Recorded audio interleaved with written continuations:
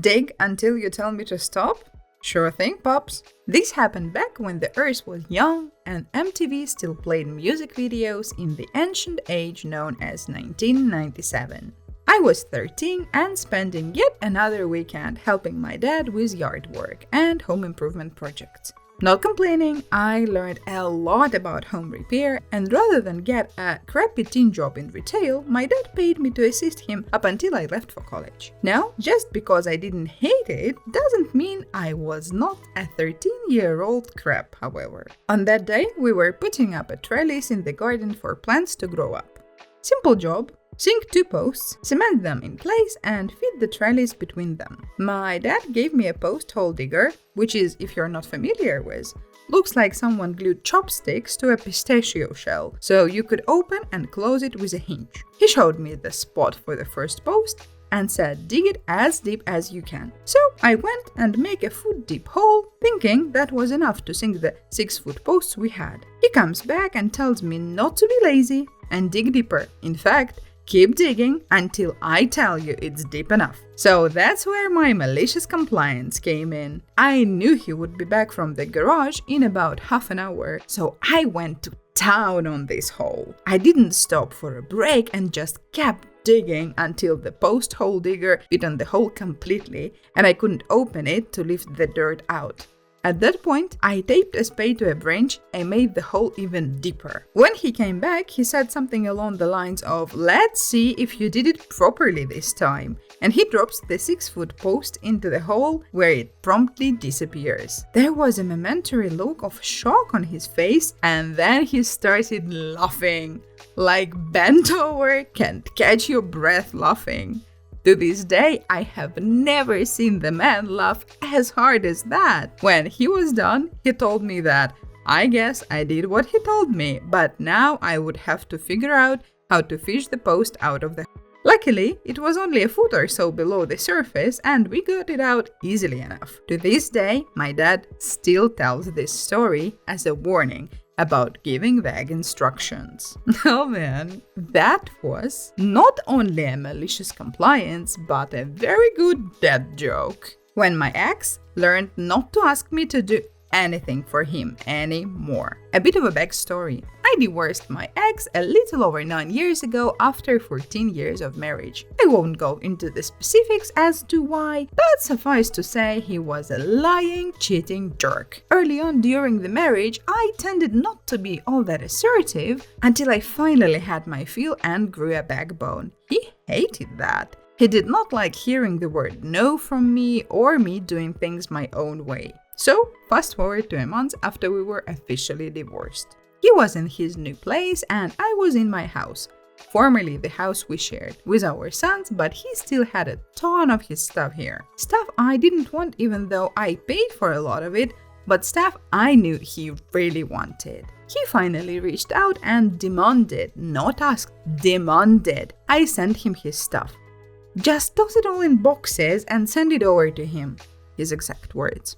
Mind you, he was only about 10 miles away from me at that point and could have easily come over to do it himself. He didn't want to do that because he'd have to see me, something he was actively trying not to do. Cue the malicious compliance.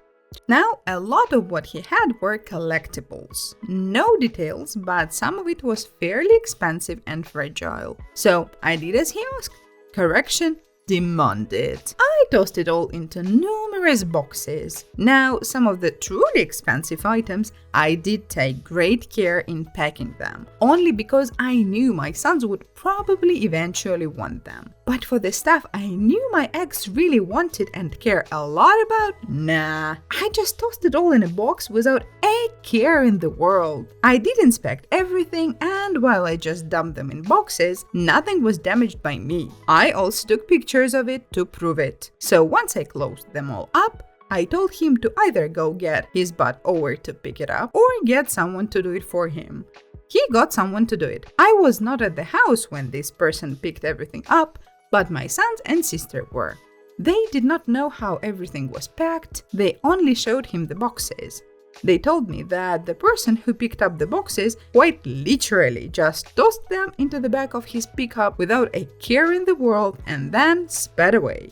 Later that night, I got a call from my ex who started calling me a bee for destroying all his stuff. I told him that everything was fine before I closed the boxes up and I had proof of it. I then said maybe next time be a bit nicer to me when making requests and reminded him that he demanded that I toss it all in boxes, but he didn't tell me to be gentle. I hung up on him and proceeded to enjoy my celebratory glass of adult wine that evening, hoping that he was enjoying the shattered remains. Put me on the alarm notification list, but don't give me any guidelines? Good luck! My employer was a medium-sized business, approximately 50 employees at the time, and I happened to live right across the street, about 3/4 of a mile from our office. Shortly after I started working there, they asked me if I would mind being listed as a contact for the burglar alarm, since all of the facilities and administration people lived pretty far away and I was right across the street. They said anytime the burglar alarm goes off, someone has to drive over to meet the police. Don't ask me why, I don't really understand the policy. At the time, I was a young, naive, recent college grad and figured I would try to be helpful and told them I did not mind.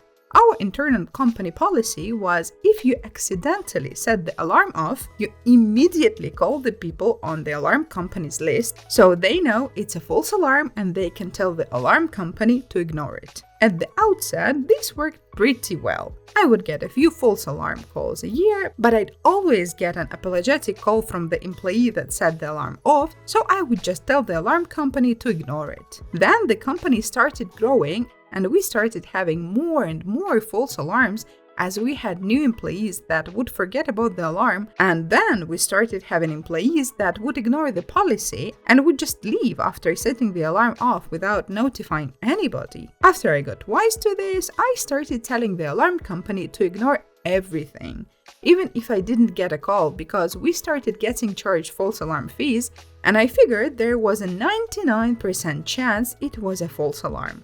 I figured we shouldn't waste the time of the police or waste company money paying false alarm fees. I brought this up in a meeting with our COO and they poop a brick and insisted that we couldn't ignore alarm events because what if somebody really did break in and somebody was working late? They could be at risk. So I said, okay.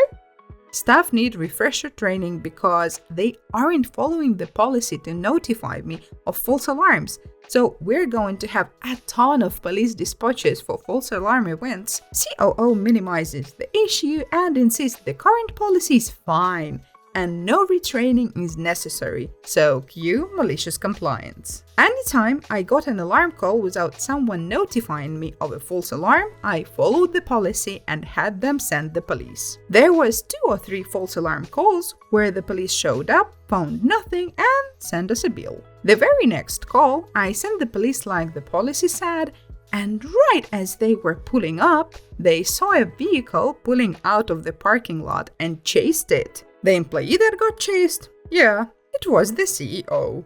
In addition to getting chased, he ended up getting cited for speeding as well. The next day, COO tries to pin this on me like it's somehow my fault, to which I reply, I just followed the policy you gave me. The next day, the entire company went through refresher training on alarm procedures and I was taken off the alarm call list.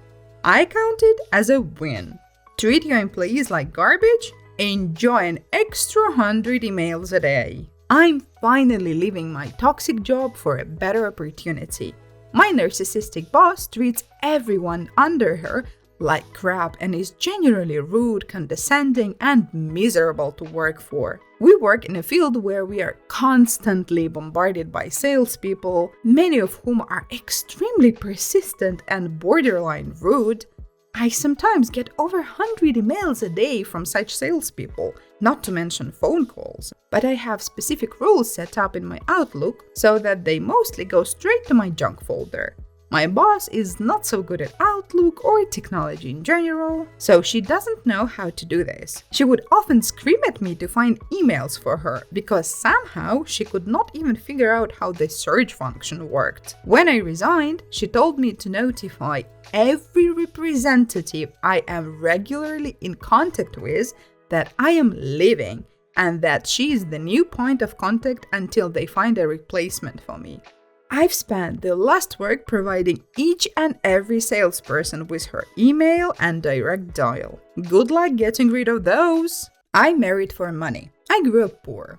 I lived in a car with my mom most of my life. I never got a chance. My mom even purposely held me back from school just so she can receive child support from my bio father longer. In my late teens, I started working a minimum wage job where I met my now husband. I was initially attracted to him because he's wealthy, but my husband is 9 years older than me. I even stole money from him when we were just dating because I never thought he would see anything with me long term. He still doesn't know I've stolen money from him. I didn't love him when I married him. The truth is, I did fall in love with him slowly after we got married. I knew the only way I could have a better life was using him as a ticket to finally live above my means. My husband is a 7-figure earner. I used him to gain a college education. He put me through school. I have my BA in communication studies. I don't have any of that. I have traveled a bit too. I learned I don't like traveling though. Dealing with language barriers is just a lot and makes the trip extremely stressful. And after you see so many places, it's just another museum, statue or river, just in a different location. I did work after I got my degree. I worked in marketing and I didn't like it. I dabbled in other types of work, but I didn't want to work anymore, and my husband said I'll never have to work again if I don't want to, and I loved that. I used to feel bad because I don't have any ambition or work drive, but honestly, nobody in this world would want to work a boring 9-to-5 job if they didn't have to either, so I don't feel bad anymore. My husband did cheat on me a couple of times throughout our marriage, but I don't care. I'm staying because I need to survive. I really don't care for love. Love doesn't pay your bills or your lifestyle. I grew up in poverty and I'm never going back to that. I retired from working in my 20s and I don't regret it. I do have children and I love them so much. I also reconciled with my mother and bought her own place near my house. Well, if you are happy and you're not regretting anything, that's amazing. I use my roommate's face towel to clean up his pee. He still hasn't noticed. I go to college in Midwest United States. I live in a dorm and have a roommate who shares a bathroom with me. He's not from the United States and seems a little nervous to talk to anybody who isn't from his home country. The first few weeks of college, I started to notice pee on the toilet seat. No big deal, I cleaned it up, but after the 10th time, I asked him if he could stop peeing on the toilet seat, or if he does, wipe it up. He said okay and went on his way. About 3 months later, I started to notice pee all over the floor, toilet seat, and all around the toilet. Worse than before. I used my own toilet paper to clean it and started going through it very quickly, so it was getting expensive. I ended up walking over to his side of the counter and grabbing one of his extra towels. I've been using it to clean pee for about 1 month now, and I've definitely noticed a change of color due to the urine and the fact that I've never seen him wash it. Well, he's either a huge douche or maybe he's so stressed that his eyesight decreasing, but I think it's the first option. He's a douche. Getting rid of all my neighbors' laundry room use. I live in an older apartment building and our laundry room consists of 2 washers and 2 dryers. These machines are the old school at $1 in quarters to start type. What people don't know is the receptor that catches quarters after the machines are started is always unlocked, and you can take your quarters back anytime. I found this out a week or so ago, and to date, I've made around $30 and done my laundry absolutely free. My husband left me for his high school sweetheart. My ex-husband, we will call him Joe. We have been married for 7 years, but Joe always had love for this woman he knew in his entire life, but things were always complicated for them due to family. Joe's high school sweetheart, we will call her by her nickname Angel. She belongs to a very strict cultural background, and she's not allowed to marry outside her race and culture. They had a secret relationship when they were younger, but it did get leaked out, and Angel's parents took her out of public school and put her into private school and forced all communication to be cut between them. Joe and Angel always kept in touch here and there, and they gave updates on their life. Joe did end up moving on with his life and lost in touch with Angel, since he felt like he was wasting his life waiting for someone he can never be with. He was really hurt having to let her go. I've honestly never seen someone this in love. It was actually crazy that he was more in love with another woman than his own wife. I was always a placeholder for Joe. He does love me, but it will never compare for the love he has for Angel. It will always be her. That hurts for me to admit, but it's true. It will always be Angel. Angel and Joe reconnected over the years without my knowledge. They were having an affair on and off since they reconciled during COVID. Which is insane because I was in the hospital during COVID and now the puzzle pieces are connecting. They stopped talking again because it wasn't right that he was cheating on me. I guess he does have a conscience, but nope. They ended up reconnecting again. They had an adult and emotional affair on and off for several years. It's funny and crazy at the same time that their relationship has always been a secret, but their love never faded away. It always grew stronger. It hurt finding their old letters from high school and from the present day while I was still married to him. I read pages of their long love letters through his email too. I just cannot believe how much they love each other, even after a time with so much absence. I guess I thought they would eventually forget about each other, but I was wrong. Angel's dad passed away when she was in her late teens. Her mother passed away due to cancer in 2017. Her parents weren't going to stop them from being together anymore, since they're dead now. Joe was there for her after her mother passed. Joe kept telling Angel that he will leave me, but there hasn't been a right time because I've been through a lot over past couple years after COVID. It was a really hard time for me. I also lost my job at the time, my childhood cat also passed away, my best friend unalived herself. Then it gets worse. I found out about his affair. Long story short, he really thought that he could find a better time to leave me when it would be less inconvenient for me. He made me feel like he was doing me a favor or something by staying longer since my life was such a mess, but he was only just causing me more pain. He did tell me he was really sorry, but he did say that it will always be her. He never stopped loving her. Angel also apologized to me. I don't even hate her. Aside from being a homewrecker, she does seem like a genuinely good person, but the circumstances were just unfortunate. Me and Joe were never meant for each other. We shouldn't have been together in the first place. It was always Joe and Angel. My husband divorced me and married Angel, and they have been married for almost 4 years. And they even have a baby together. You know, everything keeps telling me it will get better, but honestly, I don't think it ever will. I don't think many people can understand having so many of your years stolen from you by someone else under no control of your own. It's really hard to just forget about all the years of my life with a man who I love more than anything. I feel like I was robbed from my happiness. I feel like that you severely need therapy because you have to let it go. I have been sleeping in a closet in my own house for months. I live by myself in a nice condo that I own with a king-size mattress that I spent several $1,000s on.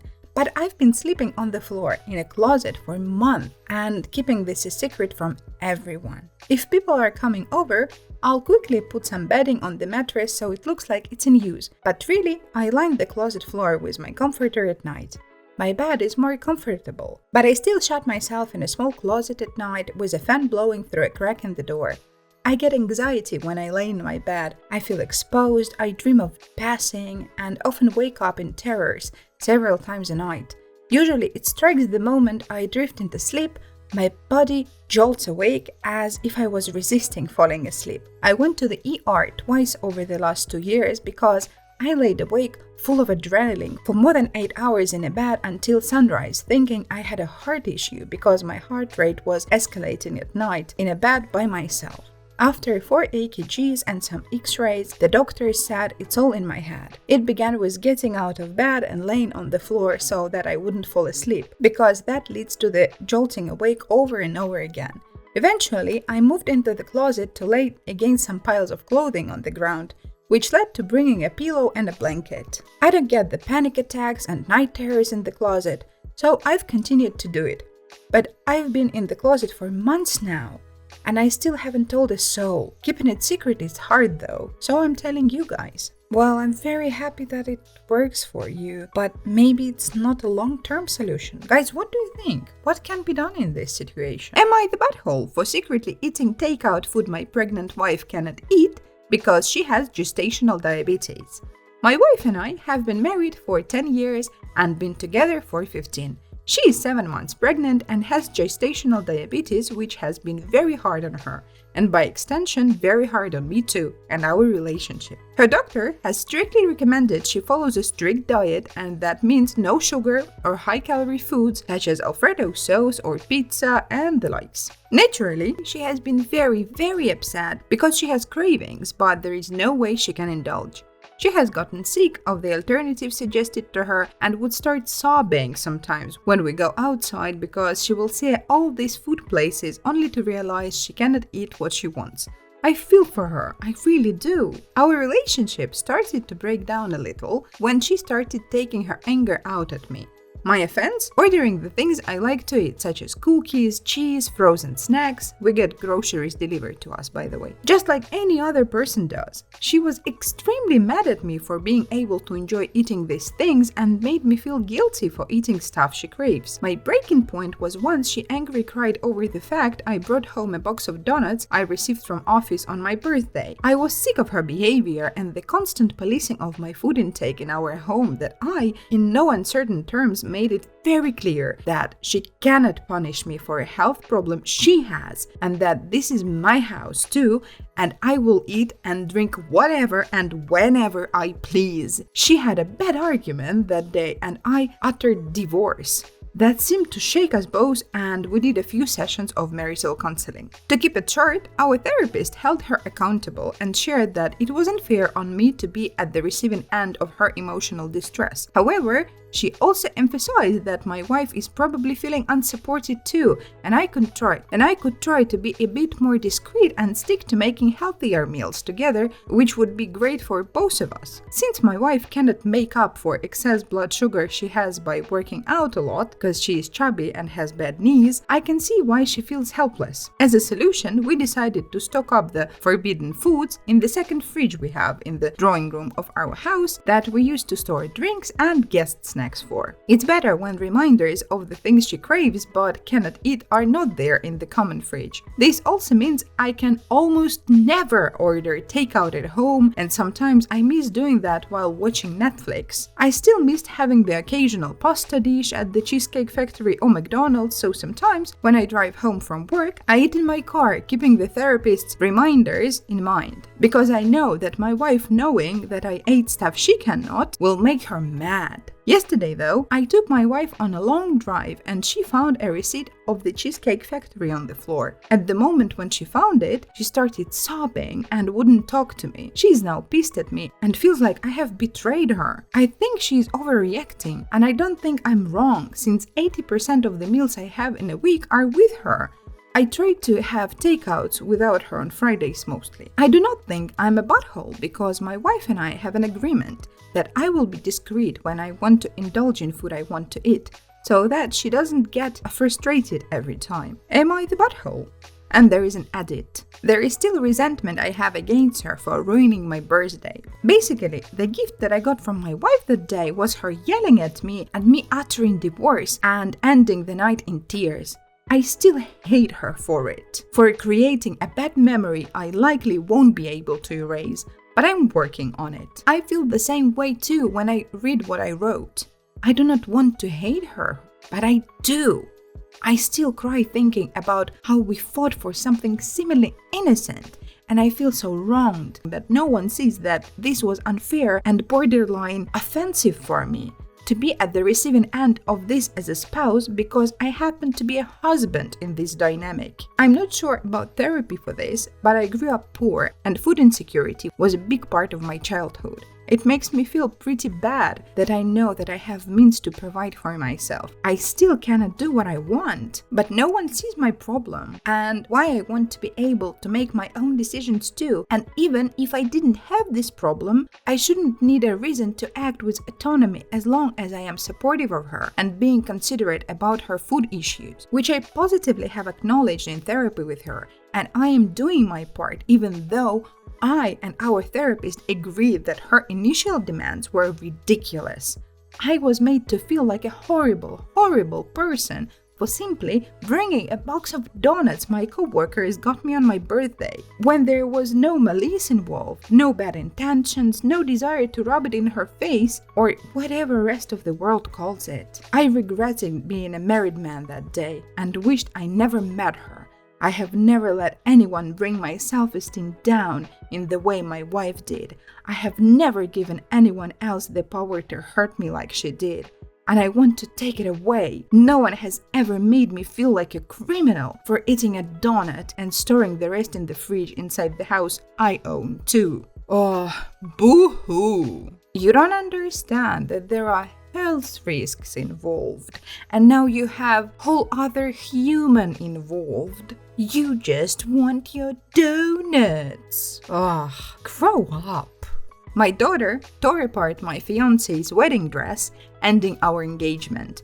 I've grounded her until she's 18 years old, imposed strict limitations on her activities, and making her work to contribute to expenses. This is more of an off-my-chest post. I am not looking for advice, but welcome some, given with empathy and understanding in mind. I have a 16-year-old daughter, Ella. 6 months ago, because of her, my partner Chloe ended our engagement. To give some context, before my partner was in my life, I was married to my late wife.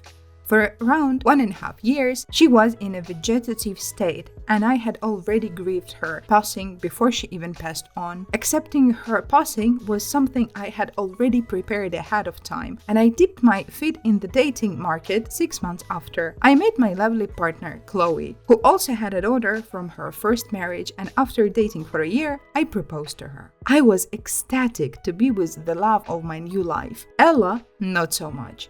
Chloe tried to bond with Ella and did everything possible to make her feel like a welcome presence in her life.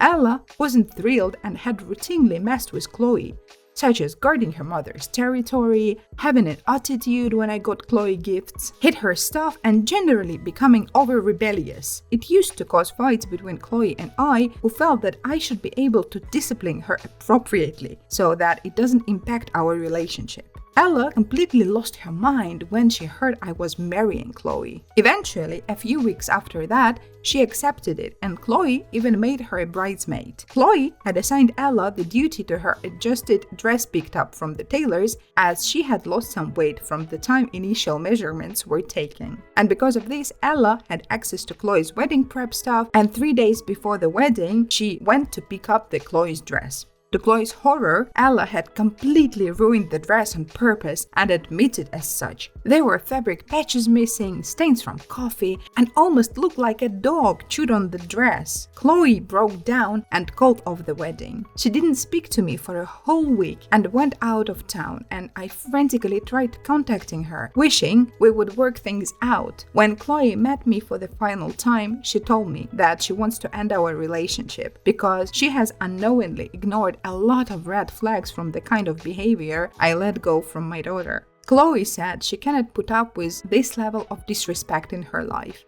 I begged and pleaded and even promised I will send her to boarding school, but she did not listen to me. I was furious at my daughter for meddling in my relationship and completely tearing it apart like she did with my lovely fiancé's dress. I grounded her until she turns 18 years old.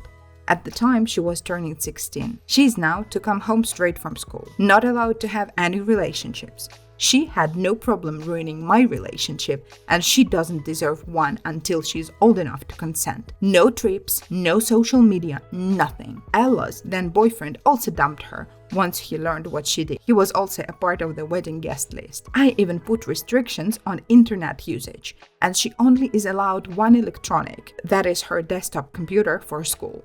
I took her smartphone away and gave her a basic SIM phone instead. She is also to work at a diner right across from the street and pitch into household bills and groceries as a part of her sentence. As she proves herself worthy, I promise to cover a part of her college tuition. To address one more thing about grief counseling, yes, my daughter was completing a program through her school's health and counseling services. However, she left that midway, and when I tried to convince her to go through it again, she rebelled, saying that they are simply getting her to accept the unacceptable in her life, which referred to Chloe. I even managed to convince her to try 3 more psychiatrists, but she didn't want to engage with any after that. I couldn't force her to do therapy if it made her uncomfortable, so I didn't enforce it. I regret doing that, really. Had I been stern enough, I would have introduced consequences if she did not put effort into working on herself in therapy. My daughter cries to me every day to reduce her sentence and let her leave and lead a normal life, but I refuse. She took the one good thing in my life away from me, and I feel horrible still, and I cannot stop missing Chloe. I wish she'd just come back. I feel so angry at my daughter still, and I cannot stop resenting her. I cannot find it to me to forgive her. I didn't seem to imply that my daughter's isn't a part of the good things in my life. Clearly, I misconveyed in my post. Here is what I said to her. Ella, I was in a very dark place from witnessing your mother's passing. It was extremely tough for me to lose my partner, and then I had a good thing going on in my life. It felt wonderful. I had hope. And in your selfishness, pettiness, and stubbornness, you took that one good thing away from me, and I cannot forgive you for that. This is, hands down, one of the worst stories I have read on this channel. I see red, honestly. Imagine being such a bad father that you promising your partner to send away your daughter just to be with that sad partner. I really hope that your daughter will find what it takes to forgive you, or at least not to get vindictive on you. My fraternal twin brother has been no contact with me for 9 years. I am ready to make amends. How do I do that? My brother and I had a tumultuous relationship, to say the least. When I was younger, I distanced myself from my brother. He argued I was bad to him, but it never got to that extent. This started around middle school, as we had a disparity in popularity. I wasn't popular, to say the least. I was in the middle, but my brother was a complete outcast. He felt that I was wrong to him to impress the popular kids. Even though we are twins, my brother was complete opposite. He just had weird hobbies. Meanwhile, I played sports. He complained to my parents and older sister about what I was doing, but they agreed with me. They did tell me to tone it down, and in my immaturity, I refused. This takes me to the last time he ever spoke with me. Senior year of high school, we had our prom. I didn't have my own date and was going with my group of friends. He was dating this weird girl who was a grade below us. I figured if I steal his prom date, it would make me get in with the popular kids. I was immature back then. That night went exactly how I planned, and essentially I had an adult time with my brother's girlfriend. After that, he stopped talking to me completely. It did not impress the kids in the school either.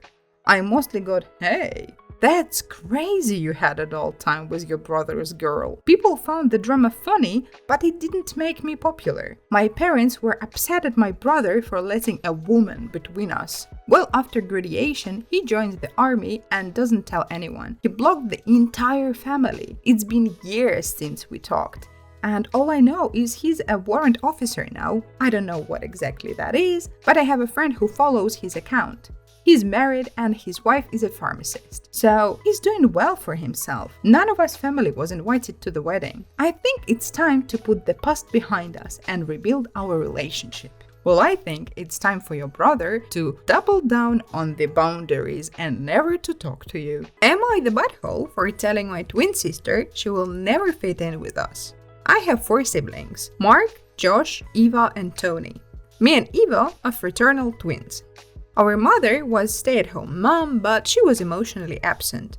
Growing up, our father was very hard on us. He wanted his first son to be a doctor, so Mark had to work all the time. He had Josh learn violin at 4 years old, and it made him play for hours. Tony had to be a lawyer. I had the chance to be a beautiful kid, and I participated in beauty pageants starting from 3 years old. Eva was free of this, because she wasn't beautiful and my father didn't think a woman could do much anyway. She always had liberty and could do whatever she wanted without pressure on her shoulders. She could have friends, had no care about her grades, and did not have to work her butt off every day. We are not proud of it, but we tended to exclude her, since she was slacking off while we were working so hard. She was also a problematic teen. She skipped classes, hung around with the bad crowd, and drank.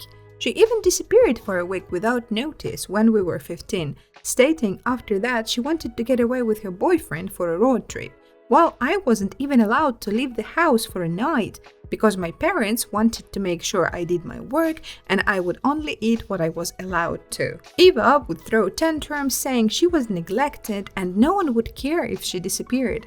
I was enraged with her because she never realized the chance she had, and we only grew apart from that point. After high school, I went far away and started working as a makeup artist. I eloped at 26 with Eli and never looked back. Last month, our father passed away and my siblings and I went to the family home for the funeral. We stayed for 3 weeks and reconnected a lot. Mark had a breakdown in 23 from all the pressure and barely recovered. He is now happier, got a job as a tech in a lab, is married and has 2 little kids. Josh stopped violin and is a drummer and piano teacher, and Tony is a public defender. Eva chose to be a social worker. It was a bit weird with Eva since we hadn't seen each other for years and gave up contact too. She once again tried to dismiss what we went through, saying she was as mistreated as us, even though that is nowhere near true. One evening, she completely flipped out on us, calling us buttholes and saying that we were like our father and excluded her. She kept going about how our parents never took an interest in her, neither did we, and that she went through heck, thinking she was worthless. Mark started to cry, so I took Eva out and lashed out at her, saying that she was butthole for being jealous of our misery and that she will never fit with us because she never got mistreated and it was insane of her to claim she had. She left that night and didn't apologize to any of us. When I went home, I cried a lot and told everything to my husband, expecting him to support me. But he said that I should be the one to call and apologize to my sister. So am I the butthole? 1,000 times yes. Only because she suffered from different kind of mistreatment than you did doesn't mean that she had it easy and wonderful. I think you have to call and apologize to your sister, and then it is up to your sister if she will ever want to talk to you again. My girlfriend of 2 years is pressuring or manipulating me to propose. I don't know how to fix this. My girlfriend and I have been together for 2 years. I moved into her apartment 6 months ago and things have been going well, until we had an argument last week about the next steps. Our lease ends in 9 months, and I've been mentioning getting a bigger place together since it's only 1 bedroom. She tells me I'm not going to move into a bigger place until I have some level of commitment. Then she went on to explain how if things don't work out between us, she has nowhere to go and won't be able to afford the rent on her own. She has no family and explained how she could possibly be homeless as she found a good deal on the apartment we live in now, and that gives her a sense of stability for herself. That caught me off guard, so I told her that's feeling like I'm going to be forced to do that now. After I said that, the argument started. She said to me, "Really? You'd feel forced? Didn't you just ask what kind of ring shape I like the other week?" I thought we were on the same page and began to cry. And then thought I was glossing over the fact of her situation and how I don't care. Yes, over the past few months, I may have done things that would hint for a proposal within the next year. I did ask her what ring shape she likes. We have talked in detail about our wedding and children, and I said to her that I've been thinking about coming home to a little one the other week. But all of that was in a future sense. As I don't have a specific timeline, I'm just taking things one day at a time. She tells me I'm saying things a man with a timeline would say. I just wanted it to be special when I propose. a surprise. I was just looking into rings, but it all comes off as manipulation. Thinks she's basically telling me if I want to live in a bigger space, I have to propose. No, she's just sharing her concerns with you, and you're behaving like a man who is scared of commitment. My wife is very upset because I bruised our son's arm. I took my family on a walk yesterday on a trail. My son was holding my baby daughter and wanted to climb up a rock. My wife told him to give the baby to her if he wants to climb. He says he will not climb, he'll just show her the rock. My wife and I sat down and I was answering a text message when she starts to panic because our son didn't listen. I took my son by the arm and asked him why he didn't listen to his mother. He said, "It's not a big deal, I won't drop her." So I pulled his arm a bit hard while I was talking to him. On the walk back, my son is holding his mom's hand saying, "Mommy, my arm hurts." I don't get physical with my son just because he makes a mistake. I would typically give him a natural consequence according to his behavior, but I needed to get his attention and let him know I'm not playing around with him. My wife is soft with our son. I don't mind that. I agree that he probably needed some nurturing after I was stern with him. But I grabbed his arm. I didn't beat him. She made his favorite for dinner, which is overkill if you ask me, but I didn't try to stop her. He learned his lesson. I learned just how upset she was later that night when we were in bed. We had adult time, and when we were finished, she rolled away from me. She's usually all over me, so I knew something was wrong. I got her to talk to me, and she tells me that I bruised her baby's arm and starts to cry. I don't want to bruise my kid, and I don't want to make my wife cry. I tried to explain myself.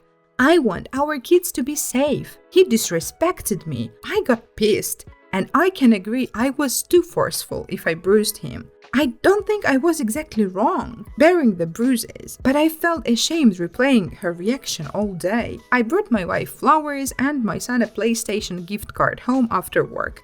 My son is himself, but my wife still seems off. I'm not sure how to go about mending this with her. Honestly, starting from the first sentence, I didn't like the author of this story because he said, "I took my family on a walk yesterday." He didn't say, "My family and I went for a walk." He took the family. So this is a guy with a big ego. And I think he has to work on that. Am I the butthole for telling my parents that they ruined New Year's celebration after they kicked out my husband over a joke? I've been married to my second husband Mike for 4 years now. He's a jokester and loves to crack jokes all the time. He especially liked to joke with my brother Ethan and his wife.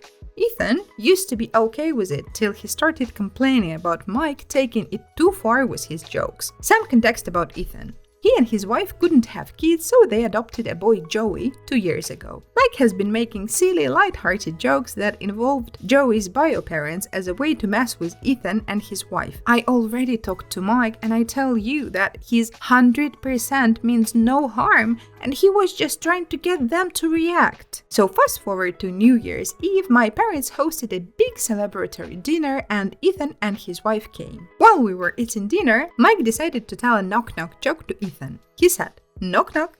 Ethan laughed and said, "Who's there?"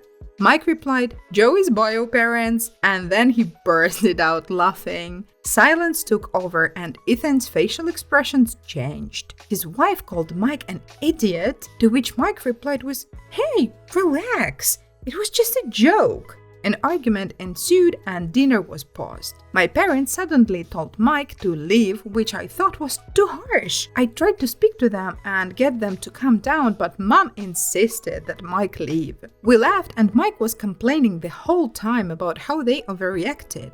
I called my mom later and she told me Mike was out of line with his hurtful jokes about this touchy topic and told me I was wrong for defending him and saying he was just joking. She said he ruined New Year's for the family, but I told her it was her and Dad who ruined New Year's celebration for escalating the situation and kicking him out. I told her he could talk to them, but again, they were the ones who ruined New Year's celebration. She called me delusional for the statement and hung up. We haven't talked to them for days. I tried contacting Ethan, but no response. Well, as they say, Delulu is strong with this one. Am I the butthole for being annoyed that my wife allowed my brother to stay at our house? My brother lives with his girlfriend about an hour's drive away from me and my wife. My brother and I have never been close due to the age difference. He is 19 years younger than me, he is 20 and I am 39. Our parents had me young and that had him later in life. He was always the spoiled one who got whatever he wanted. We see each other on holidays and special occasions. But other than that, we might talk on the phone once or twice a month. Last night I had to work late and I could not be reached by phone. When I got off, I noticed that I had 2 missed calls from my brother and had a few from my wife. But it was already close to 11 p.m, so I chose just to drive home and not call and possibly wake someone up. I walk into the house and see my wife and brother on the couch playing Mario Kart. When I walk in, they both say hi and go back to their game.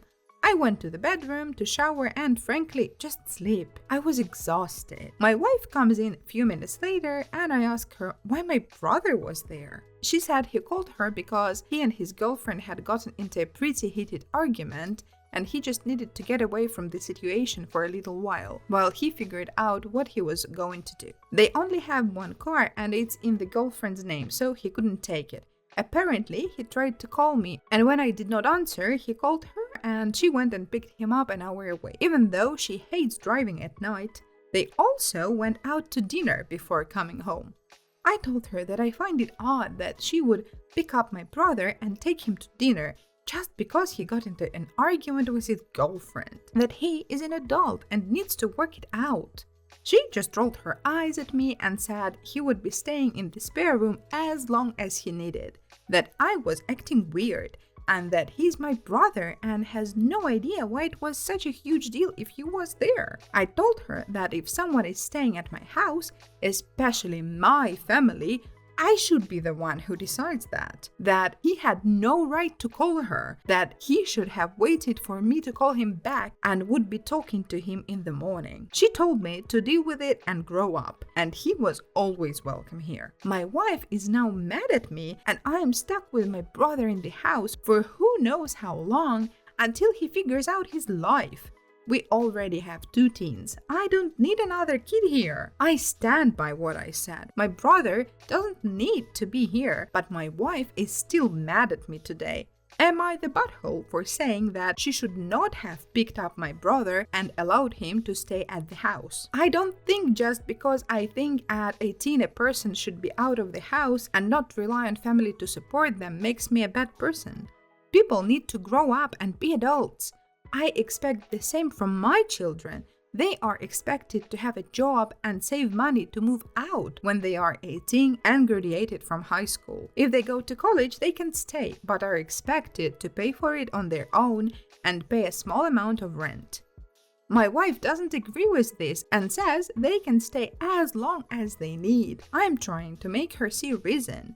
As a kid, I was never taken to the zoo, museums, or out to eat. I was sent to a public school and not allowed to play sports or do activities because there was never money. I had to get a job as soon as I could. My parents were 16 when they had me. Even when they got older and had more money, I still did not get the opportunities that my brother was given. He got the best and I got nothing. It's time he stood on his own. Yes, my kids got to go to the zoo, park, museums, play sports, and attend activities. They get a lot of what I did not, but those are my kids, not my brother. I didn't see why my wife would take him along with her. My brother has always loved her like another mom, so I had to share her with my brother too. I got home from work last night when everybody was getting ready for dinner. After dinner, I told the kids to please go to their rooms so I could talk to my brother and wife. I asked my brother why he was there and why he felt the need to call us instead of working it out. He said that he just needed to get out of the house. He had found out that his girlfriend had cheated on him and she was planning on leaving. She blamed him for her cheating because he would marry her or have a baby with her, and that was what she really wanted. I said what she wanted was not unreasonable, that he was being immature, and if he could live with her, he could marry her. My wife said that not everyone wants to be married and have children that young. He is an adult. Grow up! I said I didn't appreciate them making decisions without me. This could have been sorted out the next morning. No one needed to drive 2 hours or run away from home. I asked when my brother planned on leaving. He talked to his girlfriend. She was moving out by Sunday. Then he would go home. He had 2 months left on a lease, so he was going to look for something smaller to move into. I said that I didn't like him staying that long. My wife said, "He's your brother. A few days are not going to hurt anyone." I agreed just to stop the fight. I didn't like it, but I felt backed into a corner. I still think he needs to go home and deal with his own problems. My brother said, "Thanks, I appreciate it," and walked off. My wife and I talked some more, but neither of us is happy with one another. It feels like you are leaving a lot of information out because you have beef with your brother and you're not saying why. Because from my point of view, your wife sounds pretty reasonable and you sound like an offended child. Am I the butthole for bringing a generic product versus the name brand I was asked to bring? This seems so silly to me, but it became such a big deal, I have to ask. Last weekend, my girlfriend's family hosted a barbecue.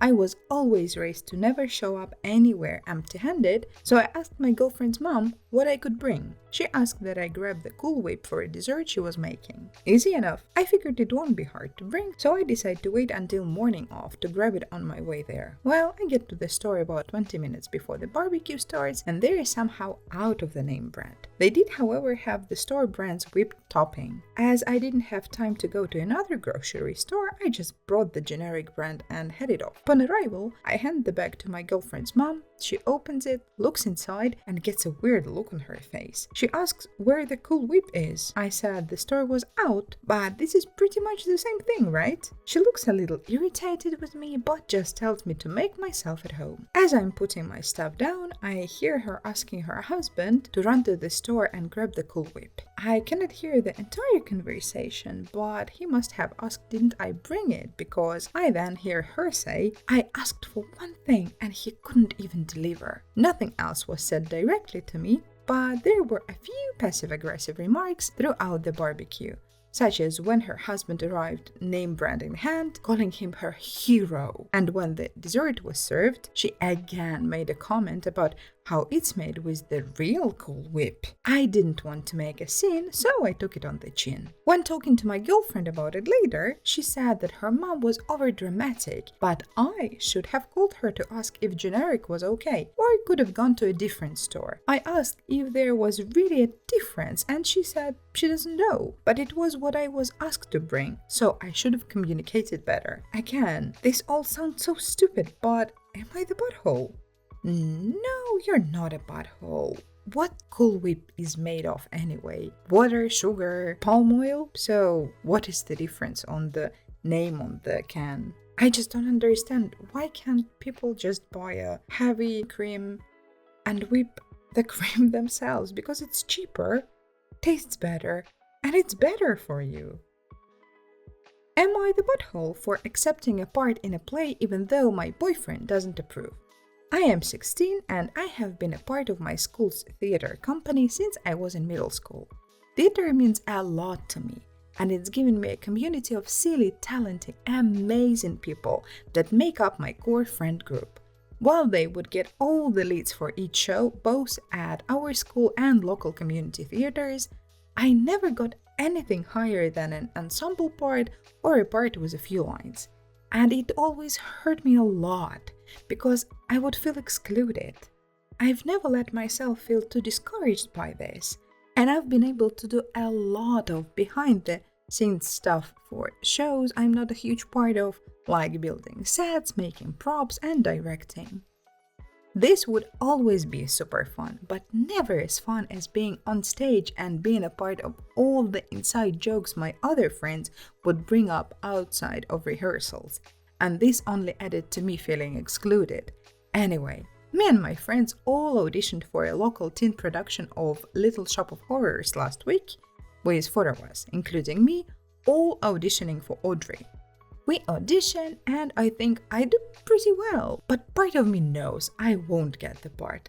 Well, yesterday the cast list came out and to my surprise I got Audrey.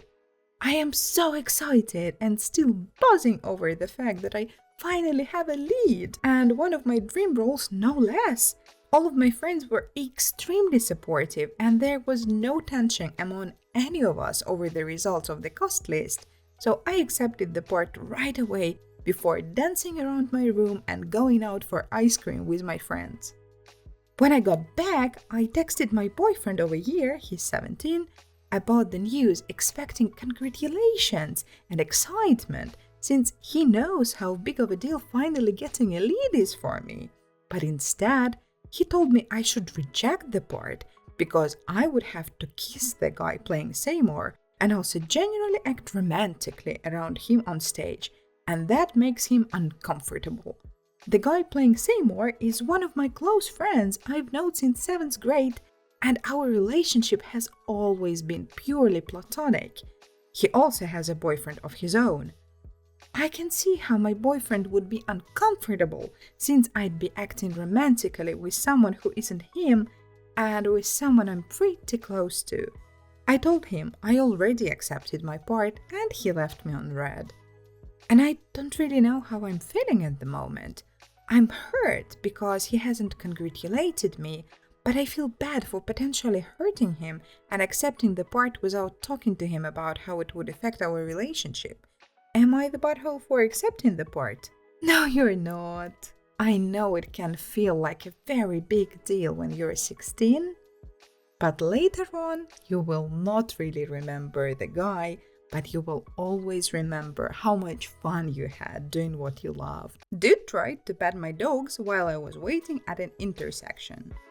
I have 2 very adorable pups. We were coming back from a fun day at the dog park and it was a nice day, so I had my windows rolled down and my dogs' heads were sticking out, enjoying the breeze. We were in the city, so not driving very fast. Also to note, I had my baby in the car as well, and one of my dogs is very protective of said baby. Anyways, while driving, I was waiting to turn right at the stoplight intersection because people were in the crosswalk. Blinker was on, just waiting for the crosswalk to clear.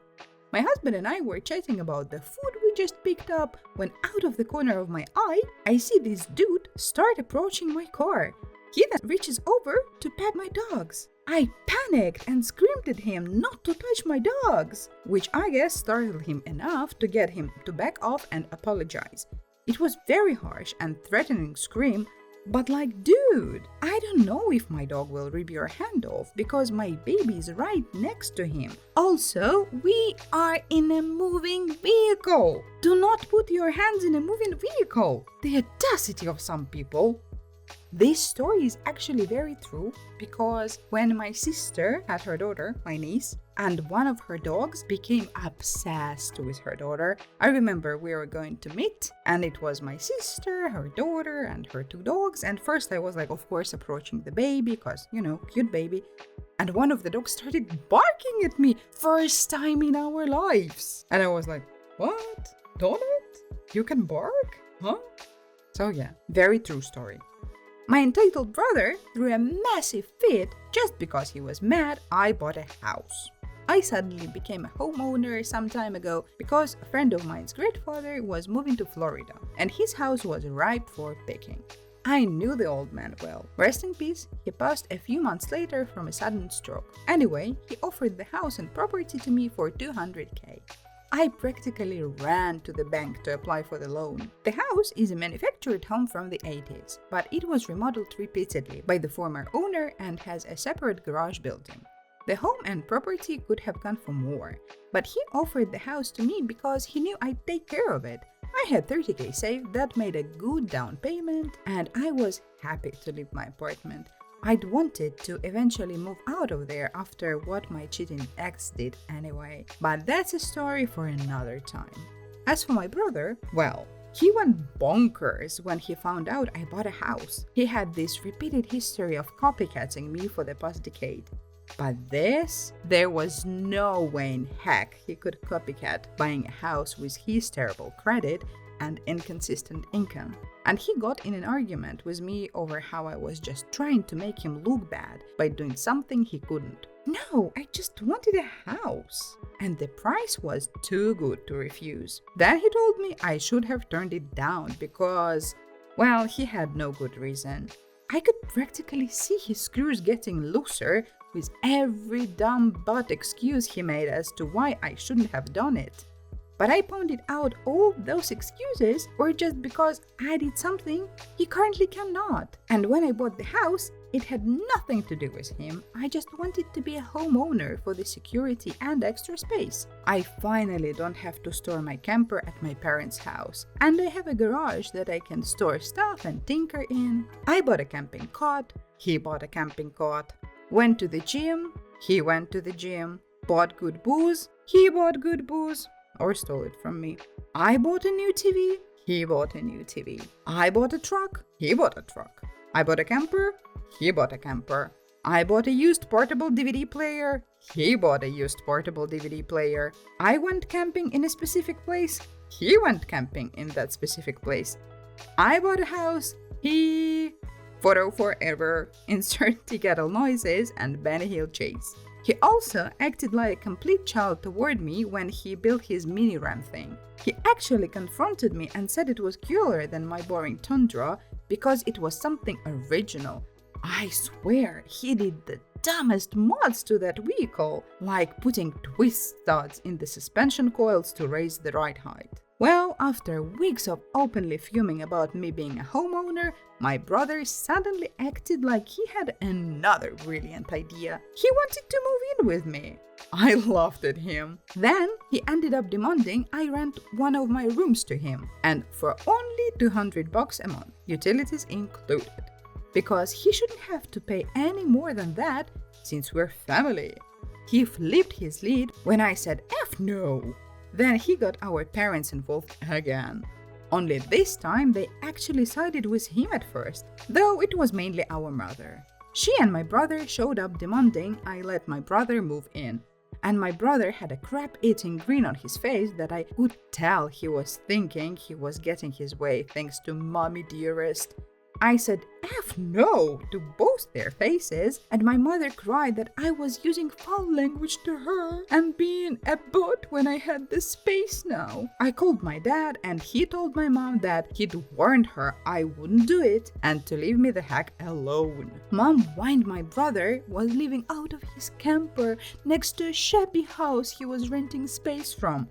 I said that wasn't my problem to fix, and my brother has proven countless times that he cannot be trusted. My brother was fuming to the point of being red with veins popping out. My mom tried one more time to convince me with tears, and that just made me angrier. I went on a rant that was something like this.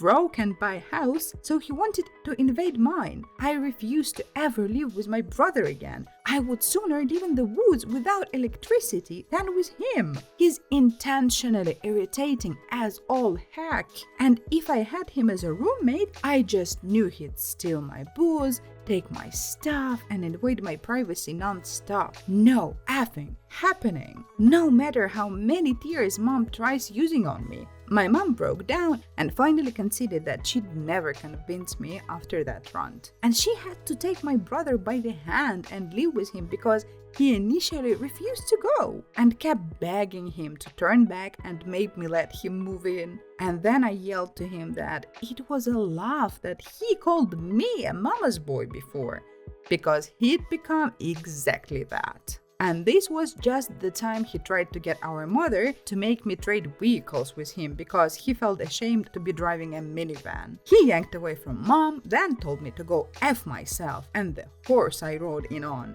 I laughed and pointed out I didn't not ride in on anything because I was already home. But his rattle can horse was waiting for him in the driveway. He flipped his lid again and looked like his head was going to explode. But Mom got in front of him and told him to just go. Then he drove off in his rattle can Silverado without her. He'd driven her there, and then I had to take her home. While taking her home, I made things very clear with my mother over why I could never trust my brother again, and his life was not my burden to bear. And then I told her how little my brother was offering for rent anyway, which he'd conveniently not told her. Then I later rented that same room to one of my best friends for $600 a month, and he pays for utilities. The other 2 rooms are my bedroom and the home office. There is an extra room in the separate garage too, so my mother tried to make me let my brother live in the garage instead. There is enough room in the storage room for a bedroom. Again, I said F no.